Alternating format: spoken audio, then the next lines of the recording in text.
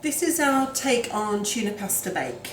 It's a very carby meal, but it's a good cheap meal to feed a family. I add some chopped veg, very small chopped veg, probably not as much as that, but it's a good way of having a meal in one bowl. You need a tin to bake it in, you need a small non-stick pan for the sauce, so we're going to be making the sauce. 2 tins of drained tuna, salt and pepper. I'm using fusilli pasta, but you can use any pasta you have. You need plain flour for the sauce. Oh, and you need milk, which I haven't put out. The cheese is for the top. The cheese isn't for the sauce. So yeah, so we've got milk.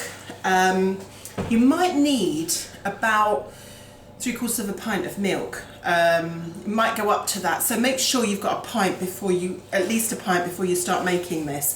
Oh, and butter. So we've got 4 ounces of salted butter. Okay, so let's get going. Now the best, oh, I'll just tell you, the best part of this is the crispy bits on the top, everyone, and the sides. Everyone fights for these. My tin looks so grotty, but it is clean, it's been through the dishwasher, it just gets a hammering. So excuse that, everything's clean. So we'll get started first of all with the sauce. Now this looks like a lot of butter, it is.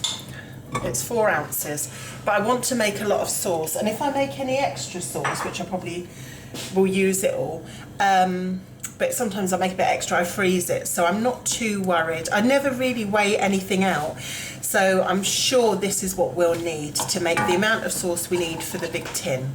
So you want your heat on, and you'll want to dissolve the butter. Now make sure next to you have your plain flour, your seasoning. I'm going to put a little bit of Dijon mustard in, which I didn't mention, just to throw you out. And I've got my pint of milk ready in a jug, because most of you have seen me do a white sauce before, badly probably. As soon as it starts, you put your flour in, you've got to have your milk to hand. So it just saves that panic. So we're just going to, now we don't want this getting like boiling hot where it's bubbling out of the pan. We just need to melt this.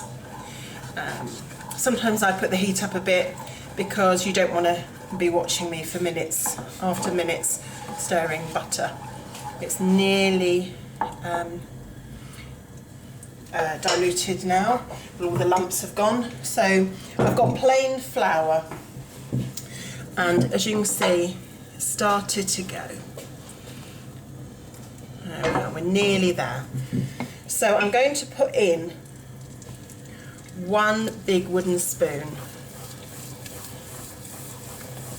And you have to, I'm going to turn my heat down to the lowest point. And you just keep stirring. You do not leave this sauce, because you'll get like a massive whopping lump in the middle of it. This isn't a pan I normally use, it's a bit thinner, so the heat's coming through a bit quicker. So far, we're avoiding lumps, she says. You've jinxed it now. Yeah, hang on. Remember, this butter is boiling hot. 1 more, I'm being greedy now, trying to get, because the more flour you put in, the more sauce you'll get back. But obviously there's a point where it's too much. So I'm gradually now going to add some milk in. There we are. So initially you'll see it. Can you see this, Dav? Yeah. You want to, now you can see that swallowed that up very quickly. So a bit more. You can do it much less, little by little by little, when you're learning. You know, when you first start doing this. There we are, and just keep stirring to get those lumps out.